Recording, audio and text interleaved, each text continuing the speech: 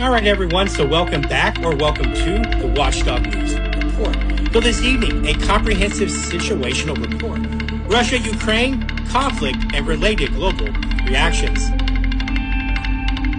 Truth, grit, and accountability from a veteran's eyes. The fourth winner of war. So I'm your host, Jared Wesley Campbell, a former Iraq war veteran and now independent reporter. As the conflict between Russia and Ukraine approaches its fourth anniversary, which began February 24th, 2022, it has transformed into a prolonged endurance. Challenges marked by innovation, fatigue, and shifting narratives.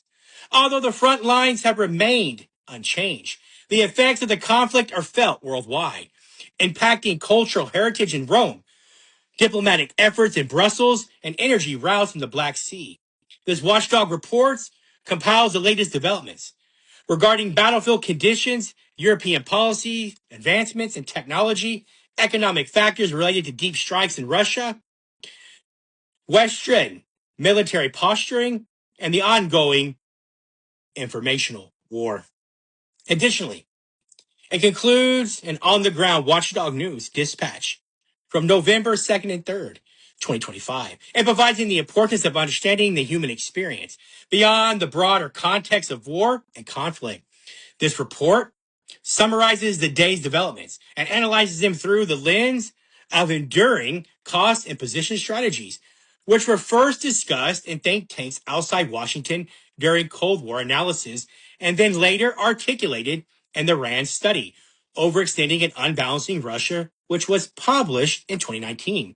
This report remains remarkably relevant for understanding today's war dynamics. So let's get to number one tonight.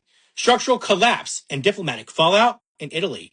So the Tower of the Counts, heritage and crisis. So on November 3rd, 2025, the medieval Tower of the Counts, located near Rome's Colosseum, partially collapsed during maintenance.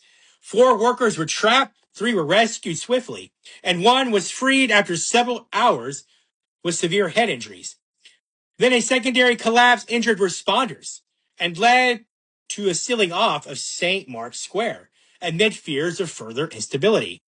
The tower, which was built in 1203 and has been repeatedly damaged by earthquakes, it symbolizes how fragile Europe's historical infrastructure, its partial collapse, renewed questions about preservation and safety during restoration.